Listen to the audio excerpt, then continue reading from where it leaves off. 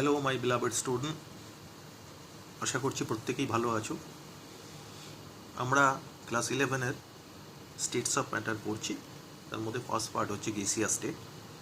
তো গেসিয়া স্টেটের আমাদের অলরেডি দুটো লেকচার হয়ে গেছে। Today we have lecture number 3। আমাদের আগের ক্লাসে আমরা গেসিয়া স্টেটের ইন্ট্রোডাকশান, বয়েলস ল, চার্লস ল, তাদের detail mathematical as well as graphical explanation পড়েছি। তারপর আমরা আইডিয়াল গ্যাস ইকুয়েশন পড়েছি। এছাড়া Dalton's law of partial pressure, their mathematical aspects, as well as Graham's law of diffusion, তার ডিটেল ডিসকাশন করেছি। যারা আমার ক্লাস করছো তারা ভালো করে ক্লাসগুলো ফলো করবে। মোটামুটি বোর্ড এবং নিট জেই যে সিলেবাস, সেই সিলেবাস কভার করে আমাদের ডিটেলগুলো রেডি করা হচ্ছে, স্টাডি ম্যাটসগুলো সেইভাবে ডিসকাশন হচ্ছে। যারা আগের ক্লাসগুলো ফলো করোনি তারা আমাদের ইউটিউবে IMI ক্লাসেস সার্চ দিয়ে গেসিয়া স্টেট এর ডিটেল পেয়ে যাবে, সেখানে বাকি লেকচার দুটো অ্যাভেলেবল। আজকে আমরা ডিসকাস করব kinetic theory of gas, plus তার সাথে ডিসকাশন করব proof of different laws such as Boyle's law, Charles law, Avogadro law, Dalton's law of partial pressure, Graham's law of diffusion from kinetic theory of gas. Okay, kinetic theory of gas এর যে পস্টুলেটসগুলো ছিল সেগুলো অনেকেই class 10-এ পড়েছো, তবু ছোট করে আমি একটু বলে দিচ্ছি তোমাদের। ছিল যে গ্যাসের মলিকিউলগুলোর মধ্যে যে কলিশন হয়, those collisions are elastic collision. 2 number হচ্ছে গ্যাসের নিজস্ব কোনো ভলিউম নেই। 3 নম্বর হচ্ছে there is no intermolecular attraction between the gaseous molecules. এগুলো সব পড়েছো তুমি। তো যাই হোক, যারা পড়োনি তারা NCERT-তে পেজ নাম্বার 149-এ postulates of KTG, kinetic theory of gases, এই যে ডিটেলটা পেয়ে যাবে। সেখানে লেখা আছে পস্টুলেটসগুলো, যদিও পস্টুলেটসগুলো আমরা পরে আবার ডিসকাস করবো from the concept of real gas. তো এখানে আপাতত আমরা যেটা করছি সেটা হচ্ছে যে we have a mathematical expression which is derive from kinetic theory of gases. That relation, mathematical expression is PV is equals to 1/3 mn c square bar. Obviously pressure, volume, m হচ্ছে একটা গ্যাসিয়াস মলিকুলের মাস, n হচ্ছে n number of molecules আছে সেই gas, and c square bar be the mean square velocity. ওকে, তো এই রিলেশনটা আমি একটু প্রুভ করে দিচ্ছি আগে, যদিও প্রুফটা আমাদের সিলেবাসে নেই, তবুও আমি প্রুভ করে দিচ্ছি। তারপর সেটা থেকে আমরা ডিটেলগুলো জানবো এবং সেটা থেকে বিভিন্ন লস যেগুলো আমরা পড়েছি অলরেডি ডিসকাসড সেগুলো একটু প্রুভ করবো। ওকে, তো আমরা particle in a box diagram নিয়েছি। 3 ডাইমেনশনাল অ্যাক্সিসের একটা বক্স আছে, তার মধ্যে গ্যাসিয়াস পার্টিকেলসগুলো আছে, সেগুলো অবভিয়াসলি ফলো করছে কাইনেটিক থিওরি অফ গ্যাসেস যে পস্টুলেটসগুলো আছে সেগুলো। তো গ্যাসের মলিকুলগুলো অবভিয়াসলি যে কলিশন হচ্ছে সেগুলো সব ইলাস্টিক কলিশন, তাদের মধ্যে কোনো ইন্টারমলিকুলার অ্যাট্রাকশনস নেই, এগুলো আমরা কনসিডার করে নিয়েছি। ওকে, তো ধরে নিচ্ছি যে x1 ডাইরেকশন যেসব মলিকুলসগুলো আছে তাদের ভেলোসিটি x অ্যাক্সিসে যেসব মলিকুলসগুলো যাচ্ছে তাদের ভেলোসিটি x1, y অ্যাক্সিসে যারা যাচ্ছে তাদের y1, আর z অ্যাক্সিসে যারা আছে তাদের z1। তাহলে তাদের মিনস তাদের স্কোয়ার ভেলোসিটি হবে, আমি ধরে নিচ্ছি c1 square, that is equals to x1 square plus y1 square plus z1 square. Okay, এবার কি বললাম, যেটা আমি একটু আগেই বললাম, since collision is perfectly elastic, so change in মোমেন্টামের চেঞ্জ কি হবে, অবভিয়াসলি m যদি পার্টিকেলের মাস হয়, x1 be the velocity, in that case mx1 minus mx1, কারণ আবার উল্টো দিকে ওই একই ভেলোসিটি নিয়ে ফিরে আসছে, it means it is 2mx1। Okay, তো total number of collision of molecules makes on 2 opposite walls in unit time, তার মানে দুটো বিপরীত দেওয়ালে, অপোজিট ওয়ালে total number of collision per unit টাইমে কী হচ্ছে, obviously x1/L, L be the distance, এই দুটো ওয়ালের মধ্যে ডিস্টেন্সটা L ছিল, আর x1 বি দ্য ভেলোসিটি, তো obviously the number of collision per unit time হবে x1/L। Okay, so total number of collision, total momentum along x অ্যাক্সিসে টোটাল মোমেন্টাম চেঞ্জটা তাহলে কত হবে, আমি মোমেন্টাম চেঞ্জ বার করেছি একটা অ্যাটমের mx1, তাহলে কতগুলো কলিশন হচ্ছে, একটা কলিশনের জন্য আমি বার করেছিলাম কিন্তু 2mx1। সো আমার কলিশন নাম্বার পার ইউনিট টাইমে হচ্ছে x1/L। So total momentum change হবে একটা কলিশনের জন্য momentum change into number of collision, obviously তাহলে x1/L into 2mx1, it means it is 2mx1/L। It is along the x Axis total momentum change. Similarly যদি Y অ্যাক্সিসে হতো তাহলে আমার ভ্যালুটা কীরকম আসতো, ওয়াই অ্যাক্সিসের ভ্যালু আসবে কীরকম, along Y axis it is 2my1/L, along Z axis it is 2mz1/L। Okay, তাহলে total momentum change considering all the axes and all the 6 walls per unit time, সেটাই লিখেছে এখানে। Therefore net momentum imparted on the all 6 walls per second. 6টা আমরা জানি ওয়াল আছে কিউবের মধ্যে, তাহলে 6টা ওয়ালের যদি টোটাল কলিশনগুলো আমরা কনসিডার করি তাহলে টোটাল মোমেন্টাম চেঞ্জটা হবে অবভিয়াসলি 3টের সামেশন। তো সেটাই করেছি, 2ml কমন যাচ্ছে, পড়ে থাকছে x1² + y1² + z1², which is c1² obviously. তাহলে সেটার জায়গায় বসিয়ে দিলাম 2mc1²/L।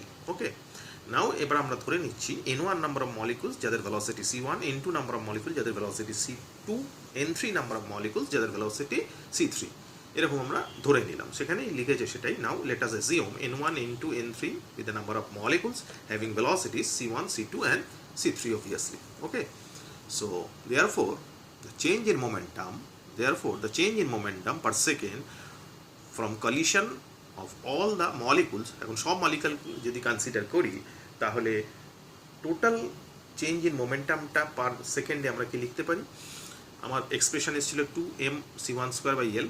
এখন n1 নম্বর অফ মলিকুল যাদের ভেলোসিটি যদি c1 ধরি তাহলে 2mn1c1²/L plus n2 number of molecule যাদের ভেলোসিটি c2, তাহলে অবভিয়াসলি 2mn2c2²/L। এইভাবে চলতে থাকবে, প্লাস n3 দিয়ে সেইভাবে dot dot dot dot up to চলতে থাকবে। তাহলে এখানে কমন যাচ্ছে কি 2m/L, পড়ে থাকছে কি n1c1² + n2c2² + n3c3² dot dot dot dot.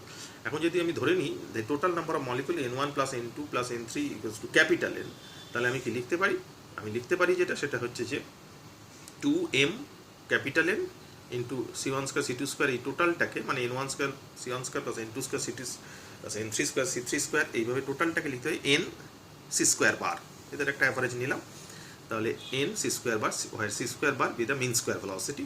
তাহলে এক্সপ্রেশন দাঁড়ালো change in momentum per second from collision of all the molecule, সব মলিকুলকে কনসিডার করে পার সেকেন্ডে টোটাল মোমেন্টাম চেঞ্জ ভ্যালুটা এলো 2mnc²/L। But according to Newton's law, আমরা জানি নিউটনের সূত্র থেকে আমরা খুব ভালো করেই জানি যে momentum change per second is equals to the force. The definition of force এইভাবে ডিফাইন করেছে, change in momentum is equals to force per unit time obviously. তাহলে আমি লিখতে পারি according to Newton's law this be the force, তাহলে F is equals to এই এক্সপ্রেশনটাই আসবে 2mnc²/L অবভিয়াসলি, বুঝতে পারছো। আবার আমরা জানি সেটা হচ্ছে যে ফোর্স ইকুয়ালস টু কি, প্রেশার ইন্টু এরিয়া। এখন এটা একটা কিউবের একটা ওয়ালের এরিয়া হচ্ছে L², কটা ওয়াল আছে, 6টা ওয়াল আছে, তাহলে অবভিয়াসলি টোটাল এরিয়া কিউবের দাঁড়াবে 6L²। তাহলে from that point of view আমরা লিখতে পারি F is equals to 6L² into P be the pressure and L² be the area of each wall, total 6 wall আছে, তাহলে টোটাল এরিয়া 6L², তাহলে force equals to pressure into area, সেটা বসালাম। এবার এই যে দুটো ইকুয়েশন পেলাম এই দুটোকে ইকুয়েট করে দেবো, তাহলে আমি লিখতে পারি কি প্রেশার ইজ ইকুয়ালস টু, আগে প্রেশারের ফর্মটা নিয়ে এসে তারপর ইকুয়েট করছি, pressure is equals two F/6L²। Obviously F এর ভ্যালু আমি বার করেছি এখানে, যেটা বার করলাম সেটা এখানে রিপ্লেস করছি, তাহলে P is equals two F/6L²। এবার এফ এর জায়গায় এই ভ্যালুটা বসিয়ে দিচ্ছি 2mc²/L, আর তলায় ছিল 6L², তাহলে এটা রিঅ্যারেঞ্জ হয়ে দাঁড়ালো 1/3 mnc²/L3।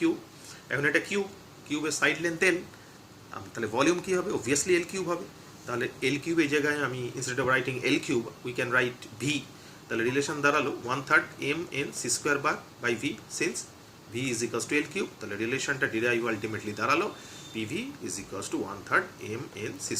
So this be the relation, যেটা আমি প্রথমে বলছিলাম যে আমরা কাইনেটিক থিওরি অফ গ্যাস থেকে যে রিলেশনটা পাই, সো এই যে রিলেশনটা সেটা পুরোটা ডিরাইভ করে দেখিয়ে দেওয়া হলো যে কীভাবে রিলেশনটা এসছে। আশা করছি বুঝতে পেরেছো, বারবার দেখবে, পজ করে দেখবে। তাহলে কনসেপশনটা পুরোটা পরিষ্কার হয়ে যায়। এবার এই যে আমি রিলেশনটা পেলাম, সেই রিলেশন থেকে আমরা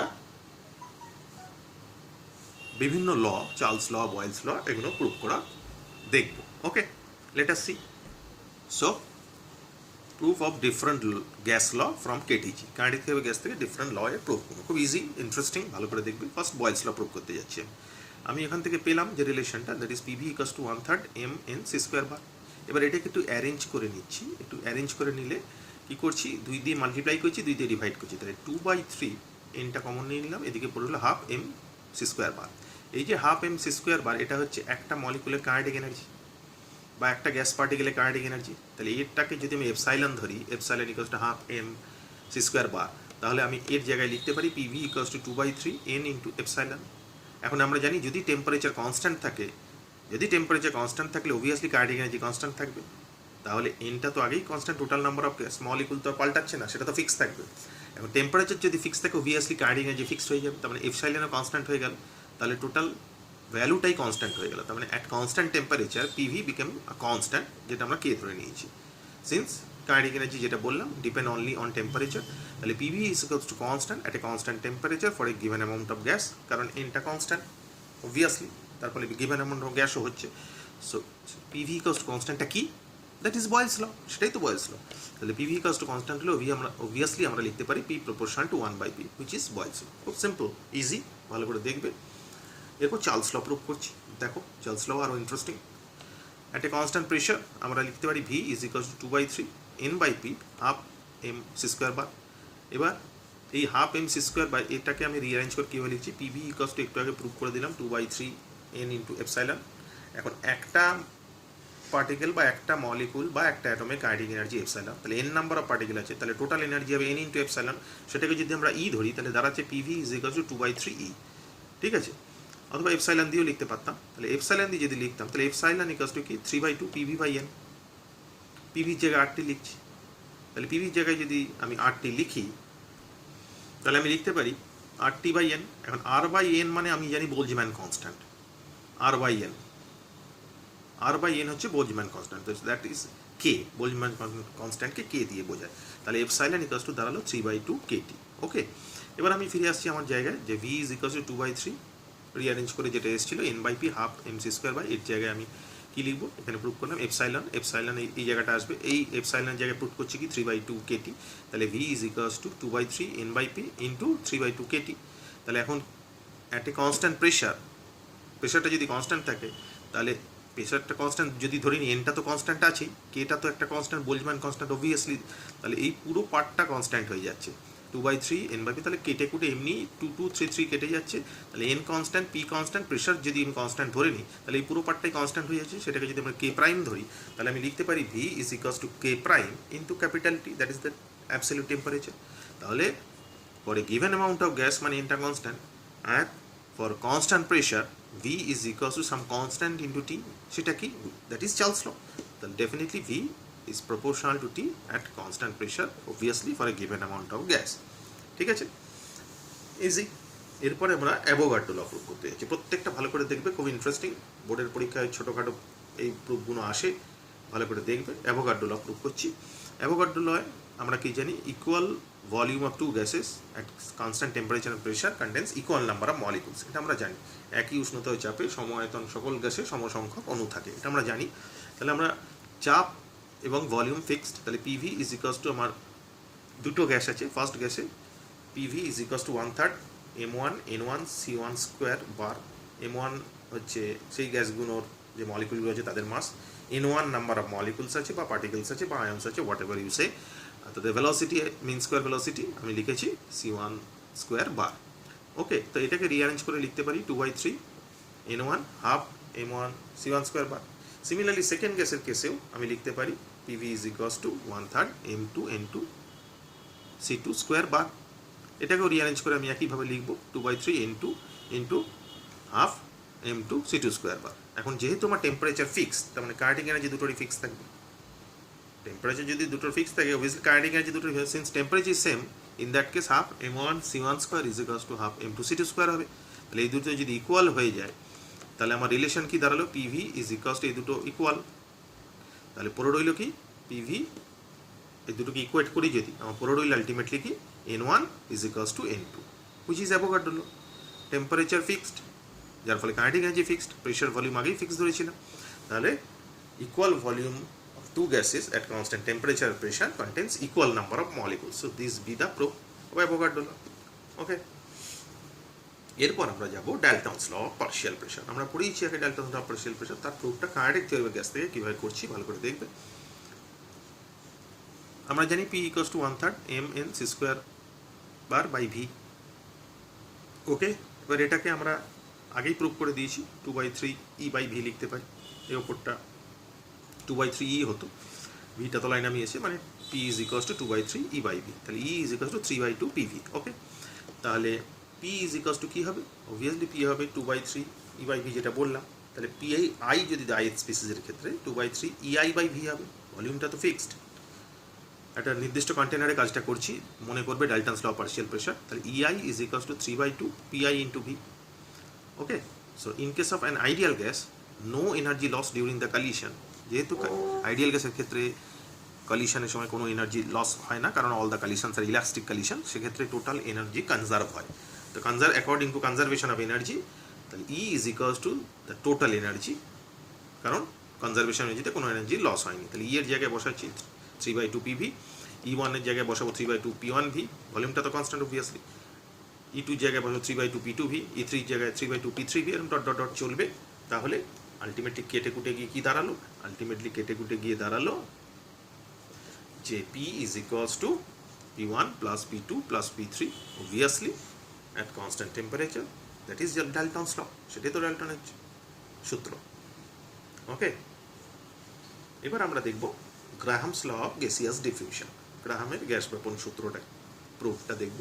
আমরা জানি at a constant temperature the rate of diffusion of any gas is inversely proportional to the square root of its density. সেটা কীভাবে প্রুভ হচ্ছে এই কাইনেটিক থিওরি অফ গ্যাস থেকে, সেটা একটু দেখেন। তো আমরা জানি PV equals to 1/3 mn c square bar, তাহলে এর জায়গায় লিখতে পারি mn, এই টোটালটাকে আমি ক্যাপিটাল M ধরে নিলাম, কারণ টোটাল মাস বা মোলার মাস যদি ক্যাপিটাল M ধরে নিই, n নাম্বার অফ পার্টিকেল আছে, একটার মাস m, তাহলে টোটাল মাস m ধরে নিয়েছি। তাহলে PV equals to 1/3 m c square bar, তাহলে P ইজ ইকুয়ালস টু কি 1/3 m by V c square bar. m by V মানে কি, অবভিয়াসলি ডেন্সিটি, তাহলে 1/3 rho c square bar, rho be the density of the gas, তাহলে c square bar equals to 3p by rho, তাহলে c bar equals to কী দাঁড়াবে, root over of 3p by rho. এখন আমি জানি c বার তার মানে এটা অ্যাট এ কনস্ট্যান্ট প্রেশার যদি ধরে নিই আমি, তাহলে আমি এই রিলেশন থেকে লিখতে পারি c bar proportional to 1 by root rho. Again আমি জানি যে rate of diffusion is proportional to the velocity, velocity যত বাড়বে তত রেট অফ ডিফিউশন বাড়বে। তাহলে অবভিয়াসলি এই দুটো ইকুয়েশন থেকে আমি ডেফিনেটলি লিখতে পারি যে R is proportional to 1 by root rho.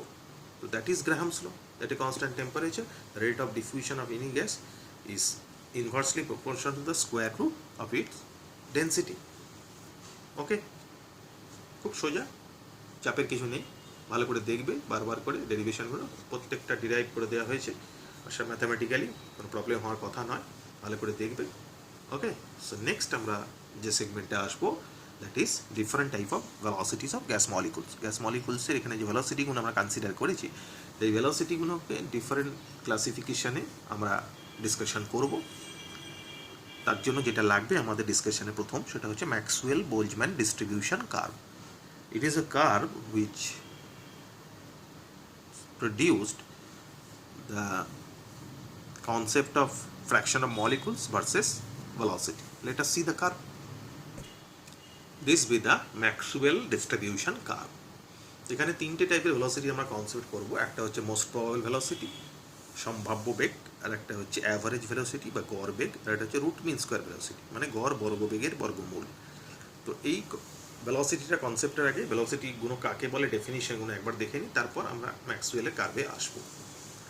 So first we have a definition of most probable velocity. Most probable velocity কাকে বলে এর এক্সপ্লেনেশনে আসবো গ্রাফে, আগে ডেফিনিশনটা একটু জেনে নিই। The velocity possessed by maximum fraction of molecules at the same temperature, মানে কোনো একটা পার্টিকুলার টেম্পারেচারে ম্যাক্সিমাম মলিকুলসের যে ভেলোসিটিটা পজেস করে, that velocity is considered as a most probable velocity, যার এক্সপ্রেশনটা এরকম আসে cm be the most probable velocity which is equals to root over 2RT by m, যেখানে আরটা অবভিয়াসলি ইউনিভার্সাল গ্যাস কনস্ট্যান্ট, টিটা অ্যাবসলিউট টেম্পারেচার, আর M be the molar mass of the gas. Okay, এটা proof আমাদের নেই, just মানে ইকুয়েশনটা মনে রাখলেই চলবে, বাকি ডিটেলগুলো ডিসকাস করছি তাহলে বুঝতে পারবে। নেক্সট আমরা আসছি অ্যাভারেজ ভেলোসিটিতে। অ্যাভারেজ ভেলোসিটি ডেফিনিশন কি বলেছে? The average velocity of an object is its total displacement divided by the total time taken. Okay, তার মানে যে মলিকুলগুলো আছে তাদের ভেলোসিটি, যে বাংলা কথাই হচ্ছে যে মলিকুলসগুলো আছে তাদের যে ভেলোসিটি তার অ্যাভারেজ নিলে যে ভেলোসিটিটা আসে that be the average velocity বা গড় বেগ। তো তার এক্সপ্রেশন হচ্ছে CA is equals to root over of 8RT by pi M. বাকিগুলো তো সবই জানো, কোনটা কি একই জিনিস, আগের টিটা কী বললাম, আরটা কী বললাম, এমটা কী বললাম, এখানেও তাই। আর একটা হচ্ছে root mean square velocity. Mean square velocity আমরা আগে পড়েছি, তার রুট নিলে that be the root mean square velocity.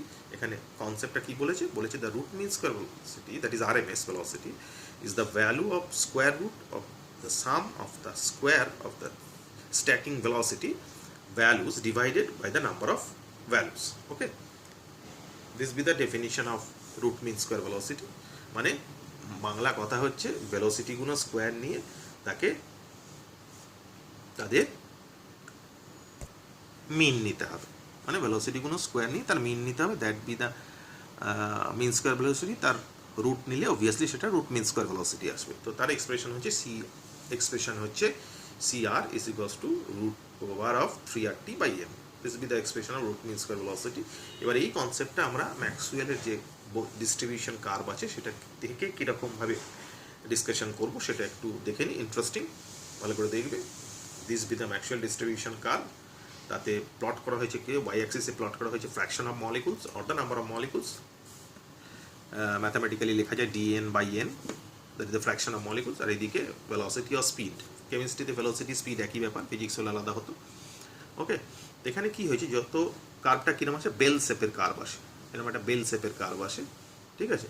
এখানে তিন কনসেপ্টটা কীরকম দেখা যাচ্ছে, সেটা হচ্ছে যে এদিকটা ভেলোসিটি, তাহলে এই জায়গাটায় মানে খুব কম ভেলোসিটির মলিকুলগুলো খুব কম আছে, আবার খুব বেশি ভেলোসিটির মলিকুলগুলো খুব কম আছে। সো মেজরিটি অফ দ্য মলিকুলসের ভেলোসিটি এই রিজিয়নটায় আছে। এই কার্ভের মধ্যে এরিয়া আন্ডার দ্য কার্ভ যেটা, that is the total number of particles. এই জায়গাটায় এরিয়াটা বেশি অবভিয়াসলি, তাহলে এই জায়গাটায় টোটাল নাম্বার অফ মলিকুলসগুলো আছে, এবং বেশিরভাগ মলিকুলস আছে আর কি, টোটাল নাম্বার বলাটা ভুল, বেশিরভাগ মলিকুলস আছে যাদের ভেলোসিটি ওই রিজিয়নের মধ্যে পড়ছে। তাহলে খুব কম ভেলোসিটির মলিকুল খুব কম আছে, খুব বেশি ভেলোসিটির মলিকুল খুব কম আছে। Majority of the molecule particular যে ভেলোসিটি রিজিয়নের মধ্যে আছে সেই ভেলোসিটিটার ভ্যালুটাকে বলা হয় অবভিয়াসলি মোস্ট প্রবাবল ভেলোসিটি। এটাকে মোস্ট প্রবাবল ভেলোসিটি বলে। ওকে, এরপরে কি হবে, যদি আমি এই একই গ্যাসের ক্ষেত্রে দুটো ডিফারেন্ট টেম্পারেচারে এই ম্যাক্সওয়েল ডিস্ট্রিবিউশন কার্ভটা ড্র করি, তাহলে যেটা যদি প্রথমটা টেম্পারেচার T1 হয়, পরের টেম্পারেচার T2 হয়, আর যদি T2 গ্রেটার দ্যান T1 হয়, মানে টেম্পারেচার যদি বাড়ানো হয়, তাহলে কী হবে, লজিক্যালি যেটা হবে সেটা হচ্ছে যে majority of the molecular velocity বাড়তে শুরু করবে, তো এই বেল শেপে যে কার্ভটা ছিল ইট বিকেম ফ্ল্যাটার, এটা আরও ফ্ল্যাট হয়ে যাবে। এই ম্যাক্সিমাটা শিফট করে গেছে, কারণ মেজরিটি অফ দ্য মলিকুলে ভালো করে লক্ষ্য করে দেখো ভেলোসিটি বাড়তে শুরু করেছে। আগে এইটা রেঞ্জ ছিল সে 200 থেকে 400-এর মধ্যে, এখন দেখো ভালো করে রেঞ্জটা 200 থেকে 800-এর মধ্যে ভেলোসিটি রেঞ্জটা হচ্ছে। ওকে, তাহলে যত টেম্পারেচার বাড়াবো তত কার্ভটা বিকেম ফ্ল্যাটার, আর টেম্পারেচার বাড়ালে আমরা জানি ভেলোসিটি বাড়তে শুরু করবে। তার মানে আগে যে ভেলোসিটি মলিকুলগুলোর কম ছিল, তো সেই মলিকুলগুলোর ভেলোসিটি আরও বেশি বাড়তে শুরু করবে, তো কার্ভ বিকেম ফ্ল্যাটার, আর নাম্বার অফ মলিকুলসের যে ভেলোসিটি ইনক্রিজ করছে সেটা বাড়বে। তাহলে অবভিয়াসলি এই কার্ভটা হচ্ছে T1 যে টেম্পারেচারটা কম, এই কার্ভটা হচ্ছে T2 যেটা টেম্পারেচার বেশি। তার মানে টেম্পারেচার যত বাড়াবো curve became more and more flatter, ম্যাক্সিমাটা তত রাইট সাইডে শিফট করবে, আর এই যে পিক পয়েন্টটা that be the most probable velocity, আর তার পাশে যেটা that is the average velocity, আর তার পাশে যেটা সেটা হচ্ছে রুট মিন স্কোয়ার ভেলোসিটি। তাহলে দেখে ভ্যালু দেখে আমি বুঝতেই পারছি অবভিয়াসলি গ্রাফে প্লটিং দেখে, পরে আমি ম্যাথামেটিক্যালিও বলছি, পরে গ্রাফে প্লটিং দেখে বুঝতে পারছি রুট মিন স্কোয়ার ভেলোসিটির ভ্যালু সব থেকে কম, তার থেকে বেশি অ্যাভারেজ ভেলোসিটির ভ্যালু, তার থেকে বেশি মোস্ট প্রবাবল ভেলোসিটির ভ্যালু। এখন যে এক্সপ্রেশনটা আমরা পেয়েছিলাম, সেই এক্সপ্রেশনটা যদি ভালো করে দেখি যে CM is equal to root over of 2RT by M, আর average velocity 8RT by pi M, আর root mean square velocity is equal to 3RT by M, প্রত্যেক ক্ষেত্রে RT বাই এমটা কেটে যাচ্ছে, তাহলে CR ইকুয়ালস টু √3, এটার CA equals to 8 by pi, আর এটা CM ইকুয়ালস টু √2, তাহলে √3 মানে 1.714 মতো, ঠিক আছে। আর √3 এটা 8 বাই মানে √8 বাই পাই, অবভিয়াসলি √3 থেকে ভ্যালুটা কম, পাই মানে 3.14 জানো, মানে 8কে 3.1 দিয়ে ভাগ করলে অবভিয়াসলি 3 থেকে তো কমই আসে, কিন্তু 2 এর থেকে বেশি আসে। তার মানে লজিক্যালি যেটা এই ভ্যালুটা থেকে বোঝা যাচ্ছে যে এটা √3, এটা √8 বাই পাই, এটা হচ্ছে √2। √3 ভ্যালু সব থেকে বেশি, তারপরে √8 বাই পাই এর ভ্যালু, আর লিস্ট ভ্যালু হচ্ছে √2 এর ভ্যালু। তাহলে এদের মধ্যে রিলেশনটা কি দাঁড়াবে? অবভিয়াসলি রিলেশনটা দাঁড়াবে CR, রুট মিন স্কোয়ারের ভ্যালু সব থেকে বেশি, তারপরে অ্যাভারেজ ভেলোসিটির ভ্যালু, তারপরে মোস্ট প্রবাবল ভেলোসিটির ভ্যালু। এখন এটার এক্স্যাক্ট ভ্যালু যদি বার করতে যাও তাহলে ভ্যালুটা আসবে most probable velocity is to average velocity is to root mean square velocity is equals to 1 is to 1.128 is to 1.224. Okay, so this be the relation between them. বহু পরীক্ষায় প্রশ্ন এসেছে এই ফর্মুলা দিয়ে অঙ্কগুলো আসবে, average velocity, most probable velocity বা root mean square velocity দিয়ে। এছাড়া কম্পিটিটিভ পরীক্ষা অনেকবার এসেছে যে এদের অ্যাসেন্ডিং বা ডিসেন্ডিং অর্ডারে সাজাও, বা which one is the proper বা correct option for the correct relation between most probable velocity, average velocity and root mean square velocity. আশা করছি প্রত্যেকে ভালো করে বুঝতে পেরেছো। বারবার দেখবে কার্ভগুলো, তাহলে ব্যাপারটা আরও ভালো করে বুঝতে পারবে। ওকে, থ্যাংক ইউ।